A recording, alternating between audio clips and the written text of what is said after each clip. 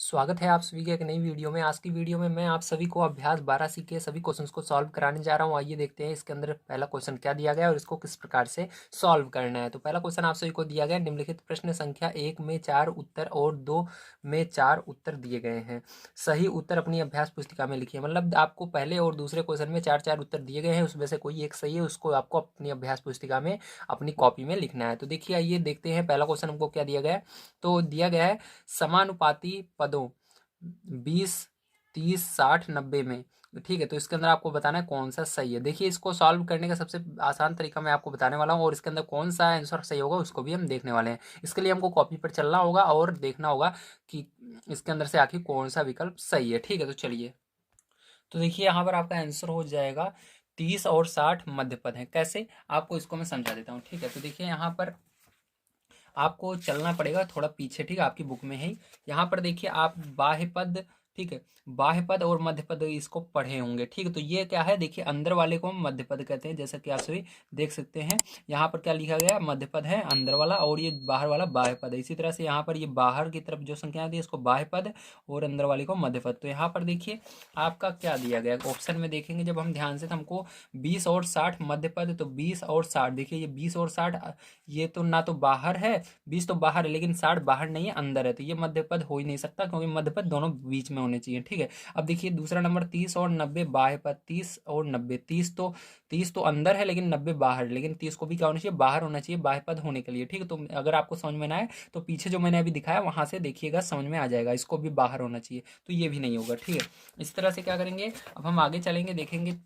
तीसरा नंबर देखिए 20 और 30 बाह्य पद। तो 20 और 30 क्या है, बाह्य पद है। तो देखिए 20 और 30 नहीं, बाह्य पद नहीं है क्योंकि ये 30 यहाँ पर है बीच में, इसको यहाँ पर 30 को होना चाहिए था। ठीक है, तभी होता, लेकिन यहाँ पर नहीं है। ठीक है, अब देखिए इसके आगे देखते हैं हम अपना लास्ट वाला 30 और 60 मध्य पद। 30 और 60 क्या बीच में है, तो हाँ 30 और 60 बीच में है, इसलिए मध्य पद कहलाएगा। इसलिए आपका चौथा ऑप्शन जो है वो सही होगा। ठीक है, तो आपको क्या करना है, चौथा नंबर ऑप्शन आपका सही होगा। इस तरह से आपको लिख लेना है उत्तर नंबर 1 में।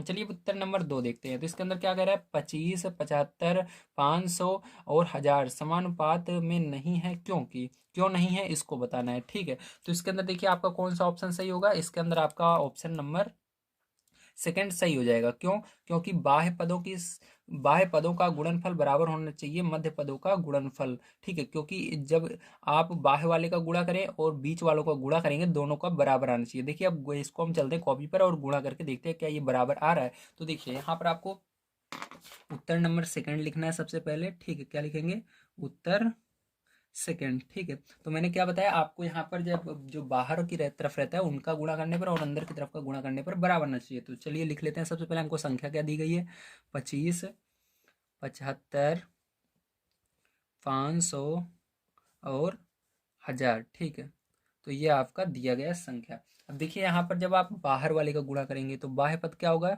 ये बाह्य पद होगा आपका। ठीक, ये क्या होगा, बाह्य पद। ठीक, बाहर की ओर है। और मध्य पद क्या होगा, ये वाला आपका मध्य पद होगा। ठीक, क्या होगा, मध्य पद। अब देखिए बाहर वाले का गुणा करने पर और अंदर वाले गुणा करने पर दोनों बराबर होना चाहिए। तो चलिए बाहर वाले का गुणा करते हैं। तो 25 का गुणा 1000 में करेंगे तो ये किसके बराबर होगा, अंदर वाले के। तो अंदर वाले को इधर लिखेंगे 25 गुणे 500। अगर बराबर आएगा तो आपका सही है, नहीं तो ये गलत है। ठीक है, तो देखिए इसका गुणा करेंगे 25 का 1000 में तो कितना आएगा, 25,000 हो जाएगा। और यहाँ पर 75 का गुणा 5 में करेंगे तो देखिए 2 जीरो लगा देते हैं सबसे पहले। ठीक है, उसके बाद 5 का गुणा 5 में 25, 25 की 5 हासिल 2 और 5 सते 35, 35 और 2 37। तो देखिए क्या ये वाला और ये वाला बराबर आ रहे हैं, नहीं आ रहे हैं। ठीक है, तो यहाँ पर तो आपका ये क्या होगा, डज नॉट इक्वल, इसलिए आपका यहाँ पर ऑप्शन नंबर जो है दूसरा वो सही होगा। क्या सही होगा, यहाँ पर ऑप्शन नंबर दूसरा जो है आपको लिख लेना है, बाह्य पद, बाह्य पदों का गुणनफल बराबर मध्य पदों का गुणनफल नहीं है, ये आपको लिख लेना है, ठीक, क्योंकि दोनों साइड बराबर नहीं है, यही आपका आंसर हो जाएगा। तो इसके अंदर आपको समझ में आएगा, इसके अंदर चौथा नंबर रहेगा पहले में और दूसरे में दूसरा नंबर ऑप्शन रहेगा। चलिए अब देखते हैं तीसरा नंबर क्वेश्चन किस प्रकार से करना है। तो देखिए तीसरा नंबर क्वेश्चन आप सभी को दिया गया, नीचे लिखे समानुपाती पदों में यक्स का मान निकालिए। तो आपको इसके अंदर सब में यक्स का मान निकालना है। तो दो क्वेश्चन मैंने सबसे पहले यहाँ पर लिखे हैं, ये दोनों को सॉल्व करते हैं। तो आपको सीधी सी बात है यहाँ पर कैसे सॉल्व करना है इसको। देखिए आपको पता है कि बाह्य पदों का गुणनफल और बराबर होता है ठीक है मध्य पदों का गुणनफल। तो बाह्य वाले कौन से होंगे, ये वाला होगा। तो बाहर वाले का गुणा करना है आपको यहाँ पर। तो यक्स का गुणा किसके अंदर होगा, 40 के अंदर करना है, और अंदर वाले का अंदर में करना है, मतलब बराबर करके 10 का गुणा 20 में कर देना है, ठीक है। अब देखिए यहाँ पर गुणा भी नहीं करना है, पहले इसको उधर ले जाएंगे ये 40 को। तो यहाँ पर ये इधर गुणे में है, उधर बटे में चला जाएगा। तो इधर ये इसको ऐसे लिख लिया मैंने, और ये गुणे में है, इधर आएगा बटे में हो जाएगा, ठीक है आपका। तो यहाँ पर 40, देखिए जीरो से ये जीरो कट जाएगा। यक्स बराबर आपका क्या बचेगा, 10 गुणे 2/4। तो देखिए 2 से 4 जा रहा है, 2 एक कम 2, 2 दूनी 4, ठीक है। तो यहाँ पर देखिए यक्स बराबर आपका 10 बटे, देखिए 10 के अंदर एक का गुणा होगा 10 होगा, और नीचे 2 बचेगा। 2 से क्या करेंगे 10 में भाग देंगे, 2 पंचे 10। तो यक्स बराबर क्या आएगा, 5 आएगा। क्या आएगा, 5। तो यक्स का मान निकल कर आ गया 5, ठीक, समझ में आ गया, वेरी गुड। चलिए अब देखते हैं इसके बाद इसको किस तरह से करना है। तो इसको भी सेम उसी तरह से हम करेंगे, हल लिखेंगे। यहाँ पर बाह्य वाला कौन सा है, ये वाला है, और अंदर वाला ये वाला है। ध्यान रखिएगा जिसके अंदर यक्स रहेगा, चाहे वो अंदर रहे या बाहर रहे, उसको पहले आपको लिखना होगा, ठीक। तो इसको कैसे लिखेंगे ध्यान से आप समझिए, ठीक है। तो यहाँ पर देखिए अब क्या करेंगे, इसको लिखते हैं सबसे पहले 16 का गुणा यक्स में करते हैं। तो क्या होगा, 16 गुणे यक्स, ठीक, गुणा नहीं करना है, केवल 16 गुणे यक्स लगाकर लिखना है, और अंदर वाले का अंदर करना है। तो इसको इधर लिखेंगे 8 गुणे 8, ठीक है। तो चलिए यक्स बराबर क्या हो जाएगा आपका, 8 गुणे 8, और देखिए इधर गुणे में ये 16 इधर फिर से आ जाएगा, ठीक, बटे में। तो 8 से भाग देंगे 16 को, 8 कम 8, 8 दूनी 16, ठीक। तो यहाँ पर देखिए यक्स बराबर आपको ऊपर बचा, 8 को गुणा 1 में करोगे तो 8 ही आएगा, और नीचे 2 बचा, 2 से भाग दे देना 8 में। तो कितनी बार में जाएगा, 2 के पहाड़े से 8, तो 4 बार में जाएगा। तो यक्स का मान कितना आ गया आपका, 4 आ गया, ठीक। कितना आ गया, यक्स का मान 4 आ गया, ठीक है। चलिए अब इसके बाद देखते हैं तीसरा नंबर क्वेश्चन किस तरह से करना है। तो देखिए प्यारे बच्चों यहाँ पर अब इसको किस तरह से करेंगे, बड़े ध्यान से समझिएगा।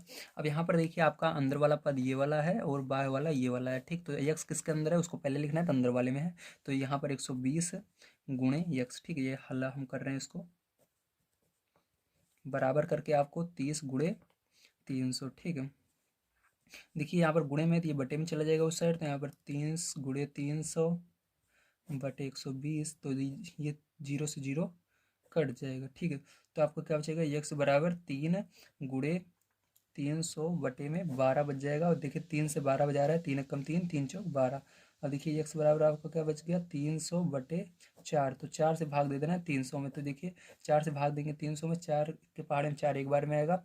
और देखिए 300 से में भाग देंगे 4, 4 सते 28, ठीक है, 4 सते 28। और यहाँ पर बचा आपका 2, 4 पंचे 20, ठीक है। तो कितना आएगा, 75 आएगा। यक्स बराबर कितना आएगा, 75 आ जाएगा। तो यक्स का मान आपका निकल कर आ गया 75, ठीक है। तो ये हो गया। चलिए अब इसके बाद देखते हैं हम अपना 4 नंबर का क्वेश्चन किस तरह से करना है। तो देखिए यहाँ पर 4 नंबर का क्वेश्चन आप सभी को, ठीक है। तो यहाँ पर एक सेकंड मैं देख लेता हूँ आपका आंसर सही है कि नहीं। हाँ आंसर ये 75 सही आ रहा है। तो देखिए आपका जो ये वाला क्वेश्चन है, इसके अंदर देखिए ये मध्य पद है और ये बाह्य पद है, ठीक है। तो इसके अंदर अंदर वाले को सबसे पहले लिखना है, यक्स गुणे 1.25 बराबर, ठीक है, 2.5 गुणे 2.5, ठीक है। अब देखिए ध्यान समझिएगा यहाँ पर, ठीक है, यहाँ पर कितने अंक पर, 1 2 2 अंक पर, दशमलव यहाँ पर 1 अंक पर, फिर 1 अंक पर, मतलब यहाँ पर भी 2 अंक पर, 1 अंक पर यहाँ पर, 1 अंक यहाँ पर। तो ये दशमलव दोनों साइड से क्या होंगे, हट जाएंगे, क्योंकि दोनों गुणे में है, दोनों साइड संख्या है। जब गुणे में रहे, बीच में प्लस माइनस ना रहे तो हट जाते हैं। तो यहाँ पर बचेगा यक्स बराबर, यक्स यहाँ पर गुणा रहेगा, सॉरी, यहाँ पर यक्स गुणा 125 बराबर आपका बचेगा यहाँ पर 25 गुणे 25 बचेगा, ठीक है। अब देखिए कैसे करेंगे, ध्यान समझिएगा। या आप इसको इस तरह से भी हटा सकते हैं। तो चलिए एक बार हटा दिए तो कोई बात नहीं। अब देखिए यक्स ये इधर ये गुणे में है, ये बटे में चला जाएगा उस साइड। तो 25 गुणे 25, ठीक है। तो यहाँ पर 125 आ गया। अब देखिए 5 के पहाड़े से आप इसको सरल कर सकते हो, या 25 से डायरेक्ट भाग दीजिए। तो 25 से इसको भाग दे देते हैं, 25 से कम 25, 25 के पहाड़े में ये 125 कितनी बार में आएगा, 5 बार में आएगा। 25 पंचे 125 होता है, तो 5 बार में चला जाएगा। तो यक्स बराबर क्या बचा आपका, 25 बटे में 5। तो 5 से फिर से 25 के अंदर भाग देना है, 5 बार में जाएगा। तो यक्स बराबर फाइनली हमारा कितना आ गया, 5 आ गया है, ठीक है। तो कितना आ गया, 5 आ गया, ये हो गया आपका। चलिए इसके बाद देखते हैं हम अपना 4 नंबर का क्वेश्चन किस तरह से करना है। देखिए आपका 4 नंबर क्वेश्चन दिया गया है, निम्नांकित कथन सत्य है या असत्य लिखिए। तो आपको सत्य और असत्य बताना है। इसके अंदर 4 क्वेश्चन है, चारों को आपको बताना है। ठीक है, चलिए अब देखते हैं।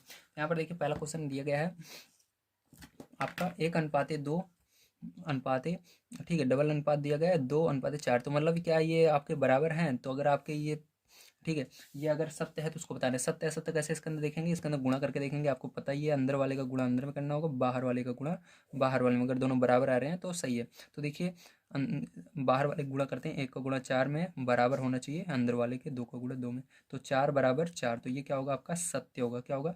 सत्य होगा। ठीक है, अब देखिए दूसरा नंबर, अनुपात 3:4 और अनुपात 3:5 समानुपात में है। तो इसको भी देखना होगा। 3:4 डबल अनुपात लगाना होगा यहाँ पर, 3:5 बाहर वाले का बाहर में और अंदर वाले का अंदर में। ठीक है, तो देखिए गुणा कर लेते हैं।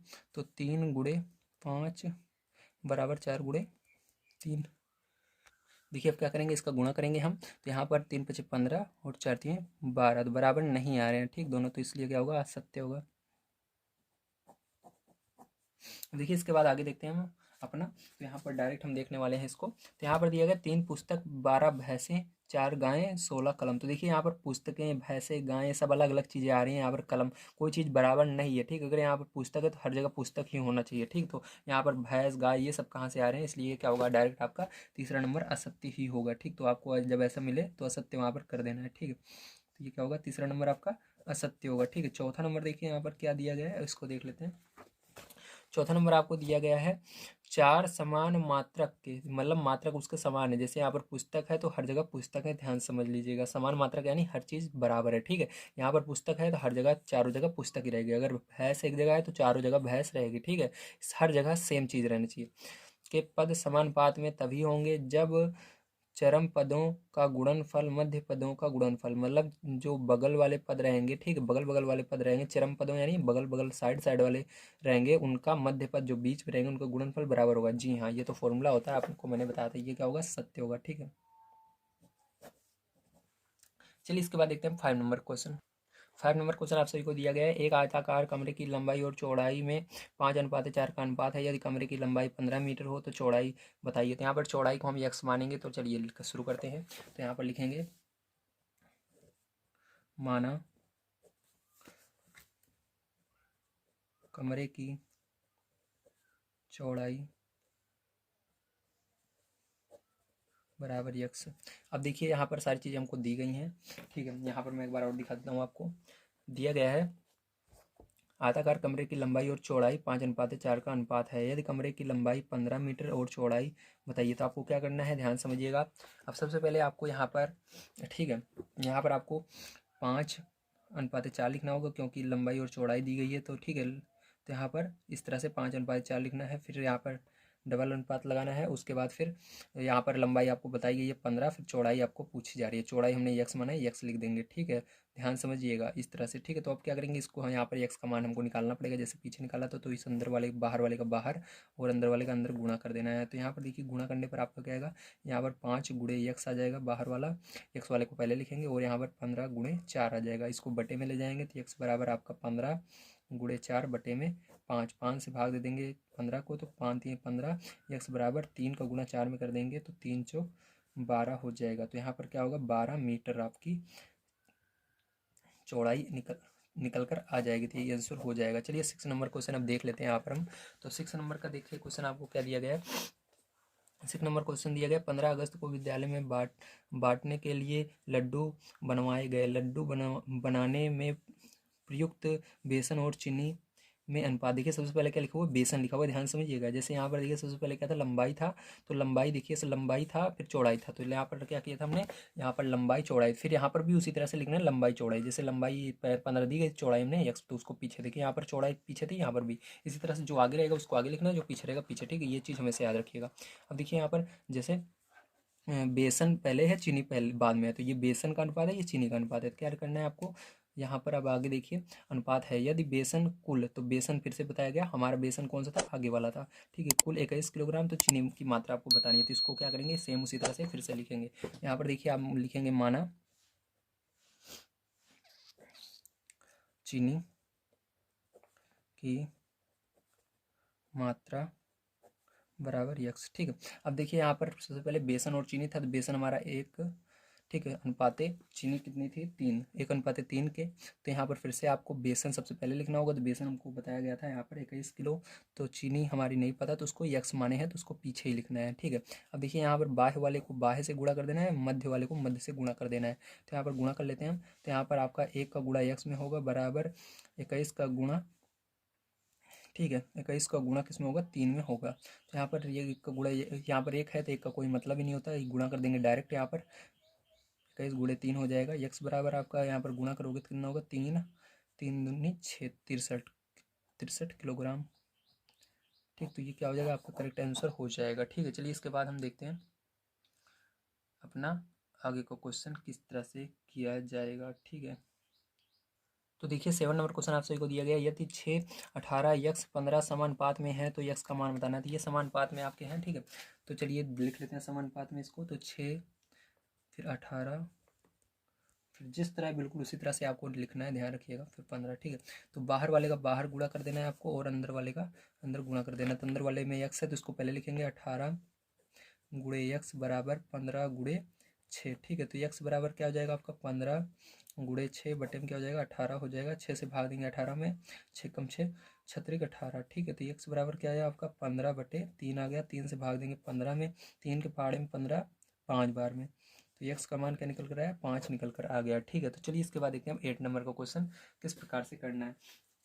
तो देखिए 8 नंबर का क्वेश्चन यहाँ पर हम देख लेते हैं हमको क्या दिया गया और इसको किस प्रकार से सॉल्व करना होगा। तो 8 नंबर क्वेश्चन दिया गया है, लखनऊ से कानपुर की दूरी और लखनऊ से इलाहाबाद के बीच की दूरी 3 और 8 का अनुपात हो। तो देखिए सबसे पहले क्या है, लखनऊ से कानपुर। ठीक है, सबसे पहले लखनऊ से कानपुर है, फिर लखनऊ से इलाहाबाद, मतलब कानपुर और इलाहाबाद। ठीक है, ध्यान समझिएगा, लखनऊ से कानपुर फिर लखनऊ से इलाहाबाद, 2 जगह जाना है। लखनऊ से कानपुर की दूरी देखा जा रहा है और लखनऊ से इलाहाबाद की दूरी देखा जा रहा है, कितना है इनके बीच में अनुपात 3:8 का अनुपात हो, और लखनऊ से इलाहाबाद के बीच की दूरी यहाँ पर दी गई है, लखनऊ से इलाहाबाद मतलब हमको ये दूसरा वाला दिया गया है। ठीक है, 200 मीटर हो।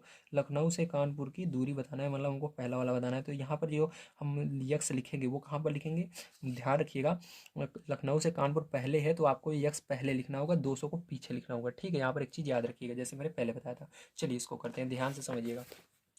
तो यहाँ पर हम मानेंगे, माना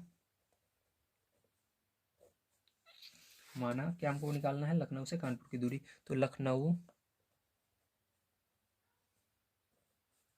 से कानपुर की दूरी बराबर यक्स। ठीक है, यक्स मीटर लिख सकते हो आप, यक्स मीटर। ठीक है, लेकिन यहाँ पर यक्स ही लिखेंगे। ठीक है, अब देखिए इसके अंदर सबसे पहले हमको समानुपात दिया था लखनऊ से कानपुर वाला पहले यहाँ पर दिया गया है। ठीक है, तो 3:8, 3:8। ठीक है, उसके बाद देखिए आप जैसा कि यहाँ पर देख सकते हैं, पहले क्या था, लखनऊ से कानपुर था 3, लखनऊ से कानपुर क्या था 3 था, उसके बाद दूसरा वाला लखनऊ से इलाहाबाद 8 था। लेकिन यहाँ पर अब पहले आपको एक चीज़ पता है, लखनऊ से इलाहाबाद मतलब दूसरा वाला पता है, तो इसको 200 जो है कहाँ रखोगे, दूसरे, यहाँ पर आगे नहीं रखोगे, दूसरे वाले पर रखोगे, मतलब यहाँ पर रखोगे कितना 100, कितना है हमारा 200। ठीक है, तो यहाँ पर 200 रखोगे, और पहले वाले की जगह क्या रखेंगे हम। ठीक है, लखनऊ से कानपुर तो अभी हमको नहीं पता, तो यक्स माने हैं तो यक्स रखेंगे। ठीक है, तो इस तरह से आपको रखना है, जो पहले था उसकी जगह पहला वाला रखना है, दूसरे वाले की जगह दूसरा, तो इसको गुणा कर देंगे। तो देखिए ये यक्स वाले को पहले लिखेंगे, तो 8 गुणे यक्स बराबर 200 × 3। यक्स बराबर क्या हो जाएगा आपका 200 × 3 बटे में 8। ठीक है, तो 8 से भाग दे देंगे हम 200 को डायरेक्ट, तो 200 चला जाएगा 8 से। तो देखिए 8 कम 8 दूनी 16, 2 बार में गया, बचा 4 और 0 40, 8 पंचे 40, 25 × 3। तो यक्स बराबर हो जाएगा 25×3 = 75, कितना होगा 25×3 = 75 किलोमीटर। ठीक है, यहाँ पर किलोमीटर में मान आ रहा था कि 1 सेकेंड, हाँ किलोमीटर में आ रहा था, यहाँ पर हमने मीटर कर दिया था गलती से, तो ये भी किलोमीटर में होगा, केएम में होगा। ठीक है, किलोमीटर में, तो यहाँ पर क्या होगा किलोमीटर हो जाएगा। ठीक है, ये होगा, तो आपका आंसर ये होगा। ठीक है, तो जिसमें एक मान आएगा उसमें दूसरा वाला भी मान लिखना है आपको, जैसे कि देखिए यहाँ पर लखनऊ से इलाहाबाद की दूरी किलोमीटर में निकली है, दूसरी वाली जो निकलेगी वो भी किलोमीटर में ही निकलेगी। ठीक है, चलिए अब 9 नंबर का क्वेश्चन यहाँ पर देख लेते हैं। देखिए 9 नंबर क्वेश्चन आप सभी को दिया गया है। एक विद्यालय के लड़के और लड़कियों ने अलग अलग 2:3 के अनुपात में पौधे लगाए। यदि विद्यालय में कुल 1500 पौधे लगाए गए हैं तो लड़के और लड़कियों द्वारा लगाए गए पौधों की संख्या अलग अलग निकालनी है। ठीक हमको, तो चलिए देखते हैं। तो यहाँ पर सबसे पहले हमको क्या लिखना पड़ेगा लड़के तथा लड़कियों के द्वारा लगाए गए पौधों में अनुपात क्या था। ठीक, तो लिखेंगे लड़के तथा लड़कियों के द्वारा लगाए गए पौधों में अनुपात। ठीक है, तो हमारा था अनुपात, देखिए यहाँ पर 2:3, आपकी बुक में भी दिया गया है 2:3। ठीक है, अब देखिए इसके बाद क्या लिखेंगे हम, कुल पौधे कितने थे। ठीक, तो लिखेंगे कुल पौधे कितने थे, तो कुल पौधे हमारे थे यहाँ पर 1500, कितने थे 1500 थे। ठीक है, अब इसके बाद अनुपात एक मिनट, कुल पौधे 1500 थे, तो अब अनुपातों का योग निकालेंगे। ठीक, तो अनुपाती योग क्या लिखेंगे, अनुपाती योग, अनुपातों का योग ही अनुपाती योग कहलाता है। तो यहाँ पर अनुपातों योग, तो यहाँ पर लिखेंगे इसको, तो 5 आएगा अनुपातों का योग। ठीक है, इसके बाद देखिए क्या करेंगे हम, इसके बाद हमको अब, ठीक है, यहाँ पर लड़कों द्वारा लगाए गए पौधे अब हम निकाल सकते हैं। तो लड़कों द्वारा लगाए गए पौधे, तो इसके लिए क्या करना होगा आपको, सबसे पहले कुल पौधे, ठीक है, कुल कितने पौधे थे, तो 1500 थे, इसको लिखना है, गुणा कर देना है इसके अंदर लड़कों की, देखिए लड़के लड़कियां, लड़के पहले वाला है ये 2 और लड़कियों का अनुपात 3 था। ठीक है, लड़के 2 और 3, लड़के और लड़कियों के बीच में 2:3 का अनुपात, मतलब लड़के जो थे 2 और लड़कियां 3। ठीक है, तो आपको क्या करना है, लड़के वाला आप निकाल रहे हो तो 2 को लिखना है और बटे में इसके अनुपातों का योग 5 है, इसके नीचे 5 से भाग दे देना है। ठीक, तो 5 से आप कर दिया, अब इसको सॉल्व करना है। तो 5 से देखिए ये 15 काट देना है, 3 और ये 2 जीरो लगा देना है, बराबर 300 गुणे 2 बराबर 3 दूनी 600। कितने पौधे लगाए टोटल उन्होंने, 600 पौधे लगाए लड़कों ने। ठीक, इसी तरह से अब क्या करेंगे हम, लड़कियों का निकालेंगे। चलिए लड़कियों का निकाल लेते हैं हम। लड़कियों द्वारा लगाए गए पौधे, ठीक है, बराबर क्या हो जाएगा आपका, यहाँ ध्यान समझिएगा, लड़कियों द्वारा कितने पौधे लगाए गए, तो यहाँ पर आपको सेम वही काम करना है। सबसे पहले कुल पौधे लिखना है 1500, ठीक है, और लड़कियों का अनुपात कितना था, 3 था, 2 तो लड़कों का था 3 और बटे में 5, इसके अंदर कुल अनुपातों का योग 5 था, तो इसके अंदर भी लिख देना है। 5 से इसको भाग दे दोगे तो आपको कितना आएगा, 300 आ जाएगा, गुणा 3 कर देना इसके अंदर, 3 त्रिका 900। ठीक, तो यहाँ पर कितने पौधे लगाए, 900, तो ये आपका आंसर हो जाएगा। ठीक, तो ये पहला वाला ये वाला होगा आपका और दूसरा वाला ये वाला होगा। ठीक है, तो चलिए अब देखते हैं हम अपना इसके बाद लास्ट क्वेश्चन जो कि है 10 नंबर का, उसको किस प्रकार से करना है। तो देखिए 10 नंबर क्वेश्चन दिया गया है, गौरव ने ₹70 में 10 किलोग्राम अमरूद बेचे तथा आरिफ ने 5 किलोग्राम अमरूद 35 में बेचे। किसका अमरूद सस्ता है, यदि ऐसा है तो वे किस भाव में अमरूद बेच रहे हैं, क्या दोनों अमरूद एक ही भाव में बेच रहे हैं, इसको आपको बताना है। ठीक है, तो चलिए अब देखते हैं। तो चलिए देखते हैं लास्ट क्वेश्चन 10 नंबर का किस तरह से करना है। तो यहाँ पर 10 नंबर क्वेश्चन आपको दिया गया, गौरव ने ₹70 में 10 किलोग्राम अमरूद बेचे तथा आरिफ ने 5 किलोग्राम अमरूद 35 रुपये में बेचे। किसका अमरूद सस्ता है, यदि ऐसा है तो वे किस भाव में अमरूद बेच रहे हैं, क्या दोनों अमरूद एक ही भाव में बेच रहे हैं। तो इसके लिए क्या करना पड़ेगा आपको, इसके अंदर इनके दोनों के बीच में अनुपात को लिखना पड़ेगा। तो सबसे पहले आपको इस तरह से लिखना है, गौरव तथा आरिफ द्वारा बेचे गए अमरूदों को अनुपात में लिखने पर। ठीक है, तो यहाँ पर देखिए गौरव का सबसे पहले लिखते हैं। तो गौरव क्या कर रहा है, 10 किलोग्राम अमरूद 70 रुपये में बेच रहा है। तो यहाँ पर क्या करेंगे, 10 kg सबसे पहले लिखना है। तो 10 किलोग्राम को इंग्लिश में kg कहते हैं, तो 10 kg कितने में बेच रहा है, ये 70 रुपये में बेच रहा है। तो यहाँ पर ₹70 हम लिख देते हैं इस तरह से, ठीक है। इस तरह से फिर अब क्या करेंगे, दूसरे वाले को भी लिखेंगे हम, आरिफ का भी लिखेंगे इसी तरह से। तो आरिफ कितना अमरूद बेच रहा है, 5 किलोग्राम अमरूद बेच रहा है 35 में, तो यहाँ पर 5 kg, ठीक है। फिर अनुपात कितने में बेच रहा है, 35 में बेच रहा है, 35, ठीक है। इस तरह से अब देखिए क्या करेंगे, इसको हम सरल कर लेते हैं, ठीक है। तो सरल करेंगे तो ध्यान से देखिएगा, यहाँ पर इसको सरल कैसे करेंगे, ठीक है। हम तो यहाँ पर आपको पता है दोनों बराबर आने चाहिए गुणा करने पर, ठीक है। अगर दोनों बराबर आ जाते हैं तो आपका आंसर बिल्कुल सही है। तो अंदर वाले का गुणा अंदर वाले का गुणा अंदर करना है, बाहर वाले का गुणा आपको बाहर कर देना है, ठीक है। चलिए कर लेते हैं। तो यहाँ पर देखिए अंदर वाला ये है, तो अंदर वाले को लिखते हैं 70 × 5 बराबर आपका 10 × 35, ठीक है। तो इस तरह से, ठीक है। तो आपको क्या करना है, इसका गुणा करना है। तो देखिए अब गुणा करने पर क्या आएगा, यहाँ पर 7 × 5 = 35 और जीरो बच रहा है, जीरो लगा देंगे, बराबर 35 से कम 35, जीरो बच रहा है, जीरो लगा देंगे। दोनों बराबर आ रहे हैं, मतलब हाँ दोनों बराबर आ रहे हैं। अब यहाँ से हमसे एक चीज़ और पूछा जा रहा है, ध्यान समझ लीजिए। यहाँ पर एक चीज़ हमसे क्या पूछा जा रहा था, यहाँ पर क्या दोनों अमरूद एक ही भाव में बेच रहे हैं, हाँ दोनों अमरूद एक ही भाव में बेच रहे हैं। और यदि ऐसा है तो वे किस भाव में अमरूद बेच रहे हैं, ये भी बताना है किस भाव में बेच रहे हैं। तो यहाँ पर क्या करना है, आपको इसको सरल कर लेना है, ठीक है। तो यहाँ पर देखिए सरल कर लेते हैं। तो देखिए यहाँ से जीरो से ये जीरो कट जाएगा और 5 से इसको भाग देंगे, 5 × 7 = 35। तो यहाँ पर आपका ये अनुपात को जो हमने सरल किया तो क्या निकल कर आया, यहाँ पर देखिए यहाँ पर आपका जीरो जीरो कट गया। 1 kg अमरूद कितने का बेच रहे हैं, ₹7 में बेच रहे हैं, ठीक, जीरो कट गया है। और यहाँ पर ये 5 × 5 = 5, 5 × 7 = 35, ये भी 1 kg अमरूद कितने में बेच रहा है, 1 kg अमरूद ये भी बेच रहा है ₹7 में, ठीक। तो दोनों कितने में बेच रहे हैं, 1 kg अमरूद 7 में बेच रहे हैं, ठीक। ये हो गया आपका आंसर, ठीक, समझ गए आप सभी, वेरी गुड। तो आपको इस तरह से इसको सॉल्व करना था। तो उम्मीद है आप सभी को सारी चीज़ें समझ में आई होंगी।